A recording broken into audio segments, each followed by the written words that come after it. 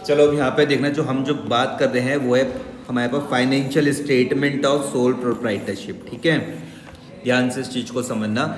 हमने आज से क्या सीखना है, फाइनेंशियल स्टेटमेंट सीखना है किसका, सोल प्रोप्राइटरशिप का। पहले इस वर्ड का मैं मतलब समझ लेता हूँ कि सोल प्रोप्राइटरशिप का मतलब है कि कोई एक व्यक्ति बिजनेस कर रहा है। समझ में आ गया कि नहीं आ गया? हमारे यहाँ पे जो बिजनेस है वो किसके द्वारा हो रहा है, किसी एक ही व्यक्ति के द्वारा हो रहा है। इसको मैं क्या बोल रहा हूँ, सोल प्रोप्राइटरशिप बोल रहा हूँ। ठीक है, अब इसके बाद मैं क्या कह रहा हूँ कि जब ये क्या कर रहा है, पूरे साल भर बिजनेस कर रहा है ये व्यक्ति, जब पूरे साल भर बिजनेस कर रहा, तो हमें क्या बनाना है, इसके फाइनेंशियल स्टेटमेंट बनाना है। इस चैप्टर पर हम क्या क्या बनाना सीखने वाले हैं, हम सीखेंगे ट्रेडिंग अकाउंट बनाना, प्रॉफिट एंड लॉस अकाउंट बनाना और बैलेंस शीट पर बनाना। तो आप बोलोगे भैया ये बनाने के बाद हमको क्या पता चलेगा? मैंने कहा जब आप बना रहे हो ट्रेडिंग और प्रॉफिट एंड लॉस अकाउंट, इन दोनों को ध्यान से देखना कि मैं कह रहा हूँ कि जब आप क्या बनाओगे, ट्रेडिंग और प्रॉफिट एंड लॉस अकाउंट, जब आप इन दोनों को बनाओगे, क्या ट्रेडिंग और प्रॉफिट एंड लॉस को, इनको बनाने के बाद आपको क्या मिलने वाला है कि भैया कितना प्रॉफिट कमाया या कितना लॉस करा साल भर में। समझ में आ गया?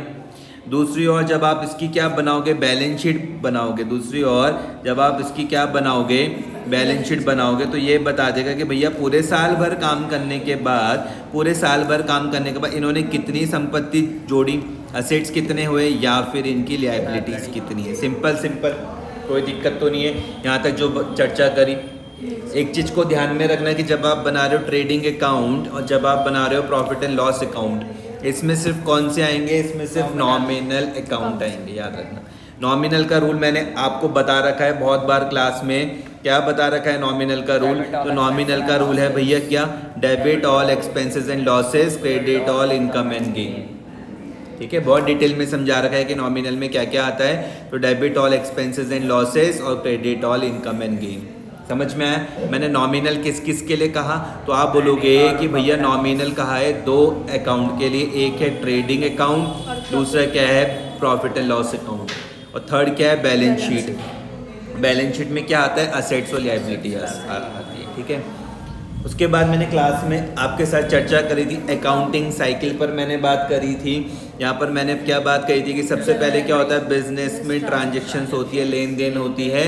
इन बिजनेस ट्रांजेक्शन से हम लोग क्या बनाते हैं, जर्नल एंट्रीज बनाना सीखते हैं। जब हम जर्नल अच्छे से सीख लेते हैं उसके बाद हम जर्नल के बेस से हम क्या बनाते हैं, लेजर्स बनाते हैं। लेजर्स के बाद हम क्या प्रिपेयर करते हैं, ट्रायल बैलेंस, और ट्रायल बैलेंस के बाद हम लोग क्या सीखेंगे, फाइनल अकाउंट। तो अभी हम क्या सीख रहे हैं, फाइनल अकाउंट बनाना सीख रहे हैं। ठीक है, इस चीज़ को ध्यान से समझना कि ये वाला चैप्टर तभी समझ में आपको अच्छे ढंग से आएगा जब यहाँ तक साइकिल आपकी अच्छे ढंग से कंप्लीट हुई हो जाए।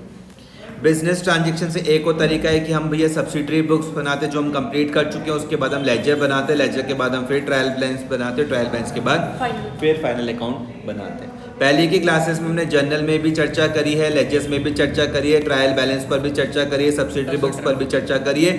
अब जो हम चर्चा करने वाले हम किस में करने वाले हैं, फाइनल अकाउंट्स में करेंगे। ठीक है, मीनिंग में मैं इसके बारे में बात करता हूं तो लिखा हुआ financial statement shows the financial performance that is profit और financial position of the enterprise. ध्यान से समझना, एक तरफ क्या लिखा हुआ फाइनेंशियल परफॉर्मेंस, दूसरी ओर क्या लिखा हुआ फाइनेंशियल पोजीशन। समझ में आ गया? फाइनेंशियल परफॉर्मेंस मतलब प्रॉफिट कमा रहे हो या फिर लॉस कर रहे हो, और पोजीशन जैसे ही ध्यान रहेगा, याद रखना जैसे ही क्या रहेगा, पोजीशन ध्यान रहेगा, तो हमको क्या बनानी पड़ती है, इसके लिए हम सीखेंगे बाद में। अभी बैलेंस शीट बनाने के बाद हमको पता चलता है कि कितने असेट्स हैं और कितने हमारे पास लायबिलिटीज़ हैं। ठीक है, कोई दिक्कत तो नहीं है इतने में। हमारे पास सपोज करते हैं हमने कहा कि भैया साल स्टार्ट हमारे पास हो रहा था अप्रैल से लेके कहाँ तक भैया, मार्च तक। अप्रैल टू मार्च मेरे पास साल चल रहा, कहाँ से लेके, अप्रैल से लेके कहाँ तक, मार्च तक। तो पूरे साल पर हम लोग क्या करते हैं, हम परचेज करते हैं, हम सेल्स करते हैं, हमारे एक्सपेंसेस होते हैं जैसे कि बिजली का बिल हो गया, पानी का बिल हो गया, फैक्ट्री का रेंट वगैरह हो गया, वेजेस वगैरह हमको पे करनी पड़ गई, हमारी इनकम भी होती है, असेट्स भी होते हैं और लायबिलिटीज़ भी होते हैं। इन सबको हमको रिकॉर्ड करना। ठीक है, धीरे धीरे करके हम इसको सीखेंगे। एग्जाम्पल के तौर पे मैंने क्या बात कही थी आपसे कि सपोज करते हैं कि हम एक फैक्ट्री का एग्जाम्पल लेके चलते हैं। ये एक शू मेकिंग कंपनी है, जूते बनाने की कंपनी है। क्या बनाने की कंपनी है, जूते बनाने की कंपनी। या इसको मैं सपोज करो सबसे पहले जो, एक मिनट है, यहाँ से स्टार्ट करता हूँ। यहाँ से देखो हम बात कर रहे हैं क्या financial statement of final account, क्या फाइनेंशियल स्टेटमेंट के नाम से जानोगे या फिर आप इसको फाइनल अकाउंट्स के नाम से जानोगे। साल याद रखो अप्रैल टू मार्च में मैं लेके चल रहा हूँ, ठीक है। आपको सिर्फ दो ही चीज़ों के बारे में बात करनी है कि भैया पूरे साल भर काम करने पर, पूरे साल भर काम करने पर कितना प्रॉफिट कमाया गया या कितना लॉस सफ़र करा। ध्यान से समझना, पूरे साल भर काम करने पर कितना प्रॉफिट कमाया गया या कितना लॉस सफ़र करा, एक चीज़ तो ये हमको पता करनी है। दूसरा फाइनेंशियल पोजीशन की बात करनी है, तो भैया हमारे यहाँ पे पूरे साल भर पर असेट्स कितने हुए हमारे और हमारे सर पर लायबिलिटीज़ कितनी है, इसके बारे में पता करना है। यहाँ तक कोई दिक्कत परेशानी तो नहीं है। फाइनेंशियल स्टेटमेंट कोई तुमसे पूछे भैया क्यों इतनी मेहनत कर रहे हो, तुम ये फाइनेंशियल स्टेटमेंट बना रहे हो या फाइनल अकाउंट बना रहे हो, एक ही चीज़ है, इतनी मेहनत करने के बाद तुमको क्या मिलेगा, तो आप बोलोगे भैया इतनी मेहनत करने के बाद हमको ये वाली बात पता चलेगी कि पूरे साल भर काम करने पे हमने कितना प्रॉफिट कमाया या हमने कितना लॉस सफ़र करा। समझ में आया, कितना प्रॉफिट कमाया या कितना लॉस क्या करा, सफ़र करा। और इसके साथ साथ कि हमारी फाइनेंशियल पोजीशन क्या है कि भैया मतलब हमारी असेट्स कितनी हैं और हमने लायबिलिटीज़ कितनी है हमारे पास। समझ में आए, लायबिलिटीज़ मतलब क्या होता है, देनदारी, असेट्स मतलब क्या होता है हमारे पास, संपत्ति, ठीक है। धीरे धीरे करके हम स्टार्ट करते हैं। सबसे पहले हम बात करें किसकी, इनकम स्टेटमेंट की। ध्यान से मेरी बात समझना, पहली चीज़ जो हम समझ रहे, हम क्या समझ रहे भैया, इनकम स्टेटमेंट। इसमें हम दो अकाउंट बनाते हैं, ध्यान से समझना। इनकम स्टेटमेंट में हम कितने अकाउंट प्रिपेयर करते हैं, दो। एक हम बनाएंगे ट्रेडिंग अकाउंट जो हमको आज चर्चा करनी स्टार्ट करनी है, दूसरा हम क्या बनाएंगे, प्रॉफिट एंड लॉस अकाउंट जो हम उसके बाद सीखेंगे। समझ में आ गया, इस चीज़ को ध्यान में समझना। चाहे आप बना रहे हो ट्रेडिंग, चाहे आप बना रहे हो प्रॉफिट एंड लॉस अकाउंट, सिर्फ कौन से रूल का यहाँ पे ध्यान में रखना है, नॉमिनल अकाउंट का ध्यान में रखना है। किसका, नॉमिनल अकाउंट का ध्यान में रखना है। किसका ध्यान रखना है भाई, नॉमिनल अकाउंट का ध्यान रखना है। जब आप इनकम स्टेटमेंट बना रहे हो दिमाग में क्या आएगा, नॉमिनल अकाउंट, जिसका रूल क्या है, debit all expenses and losses, credit all income and gain. कोई दिक्कत तो नहीं। कोई पूछ ले कि भैया आप इनकम स्टेटमेंट में कौन कौन से अकाउंट बनाते हो, तो आप बोल सकते हो कि भैया हम बना सकते हैं क्या, ट्रेडिंग अकाउंट बनाते हैं और प्रॉफिट एंड लॉस बनाते हैं। समझ में आए, चाहे ट्रेडिंग बनाओ चाहे प्रॉफिट एंड लॉस बनाओ, दोनों में रूल किसका इस्तेमाल करोगे, नॉमिनल अकाउंट का रूल इस्तेमाल करोगे। कोई पूछ ले आपसे कि भैया ट्रेडिंग बनाने के बाद एंड रिजल्ट क्या आता है, एंड रिजल्ट क्या आता है, ध्यान से मेरी बात समझना। कोई पूछ ले आपसे कि जब आप क्या बना रहे हो, ट्रेडिंग बना रहे हो, तो इसका एंड रिजल्ट क्या आएगा, एंड रिजल्ट क्या आएगा, तो आपको पता होना चाहिए, या तो ग्रॉस प्रॉफिट या फिर ग्रॉस लॉस। ठीक है, क्या है वो सीखेंगे धीरे धीरे करके। फिलहाल आप क्या समझोगे, जब हम क्या बनाएंगे ट्रेडिंग, अंत में जाके मुझको क्या पता चलेगा, ग्रॉस प्रॉफिट या फिर ग्रॉस लॉस। अगर मैं बनाऊंगा प्रॉफिट एंड लॉस तो उसके बाद क्या, नेट प्रॉफिट और नेट लॉस। समझ में आ गया। इनकम स्टेटमेंट कोई तुमसे पूछ ले भैया इनकम स्टेटमेंट में क्या क्या प्रिपेयर करते हो, तो आप बता दोगे अब कि हम बनाते हैं ट्रेडिंग अकाउंट और नहीं, एंड बोल देता हूँ, ठीक है। हम क्या बनाते हैं, ट्रेडिंग अकाउंट, और क्या बनाते हैं भैया, profit and loss account. Trading बनाने के बाद अंत में ये हमको ग्रॉस प्रॉफिट या ग्रॉस लॉस मिलेगा, और प्रॉफिट एंड लॉस बनाने के बाद नेट प्रॉफिट या फिर नेट लॉस मिलेगा। यहाँ तक कोई दिक्कत तो नहीं है, नॉमिनल का रूल याद रहेगा। अब हम स्टार्ट करते हैं आपके साथ ट्रेडिंग अकाउंट में चर्चा करना। मैंने क्लास में आपके साथ बहुत डिटेल में चर्चा करी है, फिर से करता हूँ, ध्यान से यहाँ पर सुनना। ट्रेडिंग में आप सबसे पहले क्या बोलोगे भैया, नॉमिनल अकाउंट। इस चीज़ को ध्यान में समझना। It is an account prepare to ascertain gross profit और ग्रॉस लॉस। इसमें कोई दिक्कत नहीं है कि भैया जब आप बना रहे हो ट्रेडिंग अकाउंट तो क्यों बना रहे हो, ताकि आपको ग्रॉस प्रॉफिट का पता चल जाए या फिर ग्रॉस लॉस का पता चल जाए। यहाँ तक कोई दिक्कत समस्या। It is the financial statement which shows result of the purchasing and selling of a goods or services during an accounting period. Trading भैया आपको क्या बताने जा रहा है, सिंपल सा मैंने क्लास में एग्जांपल दिया था कि आप यहाँ पे ध्यान दो कि मान लो आपके पास ये बुक स्टोर है, अकाउंटेंट आप इसी बुक स्टोर के हो, अकाउंटेंट आप इसी बुक स्टोर के हो, इसी के ब्याह में आप सारी बातों को सुनोगे और समझोगे। समझ में आ गया। इसी बुक स्टोर के आप क्या हो, अकाउंटेंट हो। हमने कहा कि भैया आप क्या करते हो, परचेज करते हो। आप क्या करते हो, परचेज करते हो। परचेज करने के बाद आप उसको बेच देते हो। तो इस कहानी को आपको जब रिकॉर्ड करना है, इतनी ही कहानी को रिकॉर्ड करना है सिर्फ। समझ में आ गया? आपने सामान परचेज करा, आपने कहा भैया मैंने सामान परचेज करा और सामान को परचेज करने के बाद मैंने उसको बेच दिया। इतनी कहानी को जब आप रिकॉर्ड करोगे तो आप किस में रिकॉर्ड कर रहे हो? आप ट्रेडिंग अकाउंट में रिकॉर्ड कर रहे हो। कोई दिक्कत तो नहीं है? कर सकते हो इतनी कहानी को रिकॉर्ड। मैंने क्लास में तुमको क्या समझाया कि एग्जाम्पल लेके चलो कि हमने 10,000 बुक्स खरीदी। कितनी? 10,000। एक बुक कितने की है मान लो? टोटल बुक कितने की होगी? 50 लाख की बुक हो गई।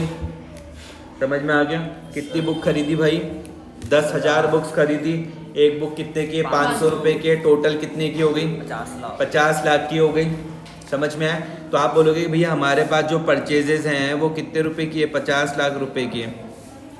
ठीक है, आप क्या करते हो कि अपना मुनाफा जोड़ देते हो, उसमें 50% का मुनाफा जोड़ दोगे तो 50 लाख का 50% निकाल लोगे, कितना आ जाएगा? 25 लाख आ जाएगा। टोटल कितना हो गया? 75 लाख रुपए। यहाँ तक कोई दिक्कत तो नहीं है? तो आपके पास जो परचेजेज हुई वो कितने रुपए की हुई? 50 लाख नहीं, अच्छा 50 लाख की तो क्या हो गई? परचेजेज हो गई।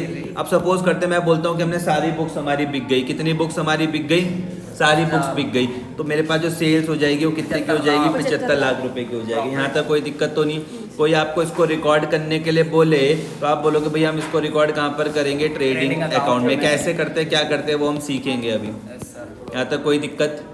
कोई दिक्कत, कोई परेशानी इतने में? पक्का जी? ठीक है, डायरेक्ट एक्सपेंसेस में भी हम चर्चा करेंगे। फिलहाल आप यहाँ पे ध्यान दो नेट परचेजेस में। नेट परचेज में मैंने क्लास में सिखाया था कि भैया अगर आप परचेजेस में से परचेज रिटर्न को माइनस कर दो, कि सपोज करो मैंने कहा कि भैया मैंने कितनी किताबें खरीदी? मैंने 10,000 बुक्स खरीदी। कितनी खरीदी? उसमें से मान लो कि मेरे पास 500 बुक्स डिफेक्टिव थी। कितनी थी? 500। तो मेरे पास अब 9500 बुक्स जो हैं वो मेरे पास क्या हो जाएगी? नेट परचेज हो जाएगी। कोई दिक्कत तो नहीं है नेट परचेज निकालने में? किसी तरीके की कोई समस्या? ठीक है जी, आगे मैं बात करता हूँ, ध्यान से समझना। जो हम बना रहे ट्रेडिंग वो कुल मिला के सिर्फ क्या है? इन दोनों का डिफरेंस है। आपने जो माल बेचा नेट सेल, और जो माल बेचा उसकी लागत क्या थी?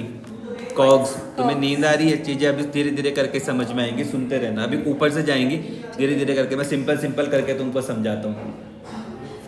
यहाँ पे ध्यान दो, अगर मैं बोलूँ COGS, cost of goods sold, ध्यान से समझना कि जितने का तुमने सामान बेचा उसकी लागत क्या है?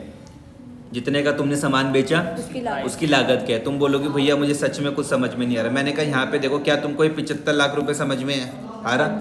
जितने का तुमने सामान बेचा तो बोल रही हो हाँ। तो मैंने कहा 75 लाख, क्या मैं यहाँ पे नेट सेल्स में लिख दूँ? कोई घबराहट वाली बात तो नहीं है तुमको? पक्का?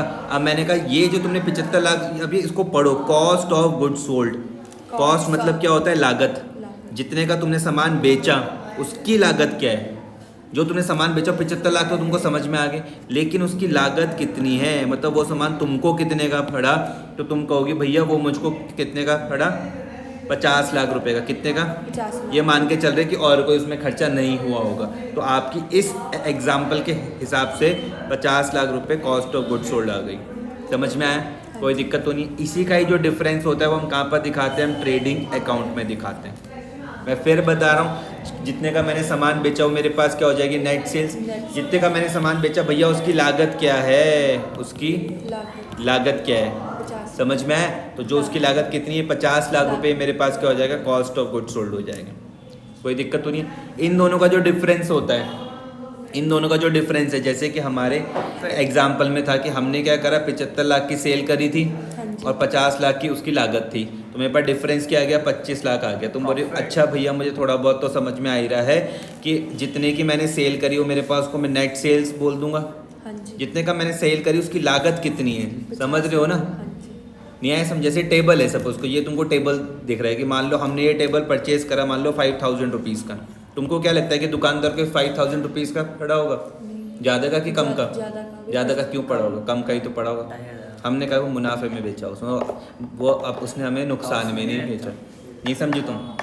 देखो यहाँ पे देखो, सब मैं इस टेबल की बात कर रहा हूँ। सपोज करो कि मैंने कहा कि हमने इस टेबल को जो परचेज करा 5000 रुपीज़ का परचेज करा। कितने का परचेज करा? कितने का परचेज करा? 5000 रुपीज़ का। और मान लो ये जो दुकानदार को इस टेबल को पूरे बनाने में 3500 रुपये का खर्चा हुआ। समझ में आया? तो अब ध्यान से इस चीज़ को समझना।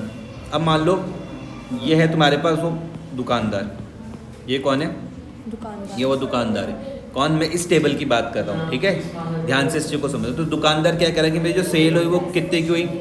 5,000 रुपये की। इस टेबल को बनाने पे जो मेरी लागत आई ये है कॉस्ट ऑफ गुड सोल्ड। समझ में आया? हाँ जी। इस टेबल को बनाने में जो मेरी लागत आई वो है कॉस्ट ऑफ गुड सोल्ड। समझ में आया? टेबल को बनाने में जो लागत है वो क्या है? Cost of good sold. ये 3500 समझ में आया? ये 5,000 समझ में आया? हाँ जी। कोई दिक्कत परेशानी तो नहीं है? आप समझ में आया? तो सेम इसी तरीके से इतनी बात मेरे हिसाब से समझ में आ गई होगी। कॉस्ट ऑफ गुड सोल्ड समझ में आ रहा है? पक्का? इसका एक फॉर्मूला भी है। तुम बोलोगे भैया क्या हम इसको रट ले? मैंने कहा बिल्कुल भी नहीं रटना, इसको समझने की कोशिश करनी है।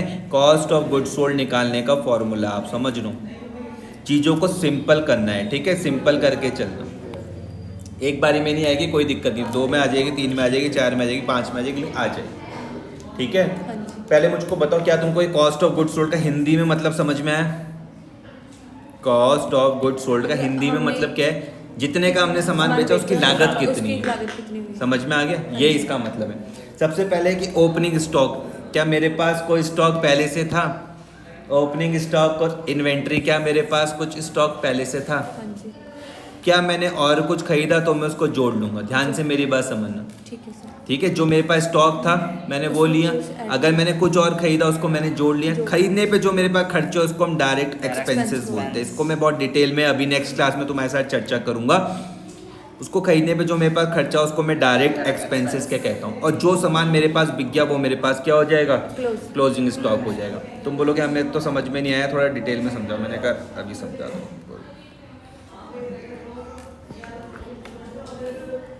ध्यान से मेरी बात समझना, ठीक है।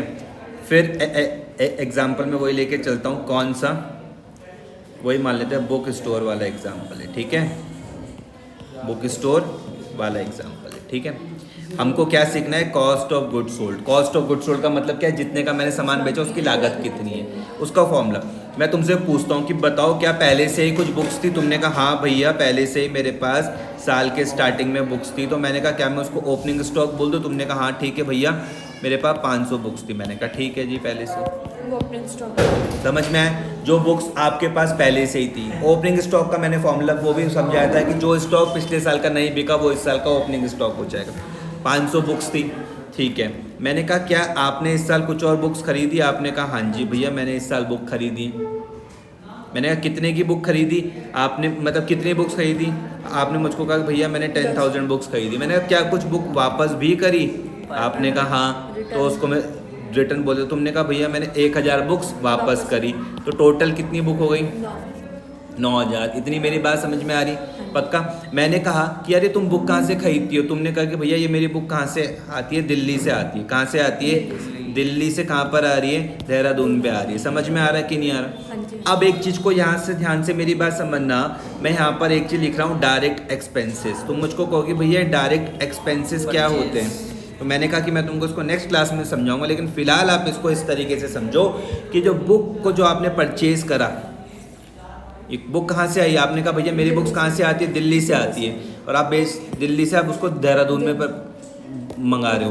तो उन बुक्स को मंगाने पर जो भी खर्चा होगा बस वो सबका सब डायरेक्ट एक्सपेंसेस होगा। क्या क्या होता है उसको हम नेक्स्ट क्लास में हम चर्चा करेंगे। समझ में आ गया? वो भी तुम्हारे पास कुछ खर्चा हो जाएगा। यहाँ तक बात समझ में आ रही? ध्यान से मेरी बात समझो। अब मैं एक और बात तुमको फिर से समझाता हूँ। मैंने कहा मुझको बताओ तुम्हारी एक बुक कितने की है? तुमने कहा कि मान लो भैया नहीं ये तो 500 बुक्स हैं। तुमने कहा कि भैया मेरे पास जो एक बुक है ना वो मेरे पास मान लो 100 रुपये की है। कितने की है? 100 रुपये की, ठीक है। तो इसका मतलब जो ओपनिंग स्टॉक था ये मैं इसको 500 मल्टीप्लाई बाय 100 कर लूँ, कितना आ रहा है मेरे पास? 50,000 आ रहा। जो तुमने बुक खरीदी है ये जो नेट आ रहा 9,000। मैंने कहा ये कितने की? तुमने कहा भैया ये भी मुझको कितने की पड़ी? 100 रुपये की। तो कितना हो गया? 90 लाख। 3 जीरो और 2 जीरो 9 लाख हो गया।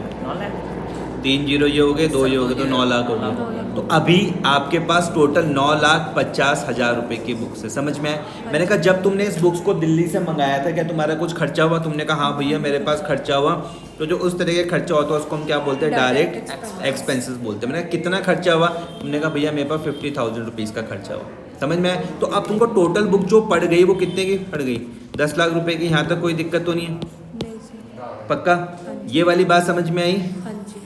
ये 50,000 वाली बात, ये 9 लाख वाली बात, ये टोटल 9,50,000 वाली बात, ये डायरेक्ट एक्सपेंसेस समझ में आए? हाँ जी। पक्का? ठीक है। अब एक क्वेश्चन आता है, मैंने कहा क्या तुमने सारी बुक बेच दी? तुमने कहा नहीं भैया मैंने अभी सारी बुक नहीं बेची।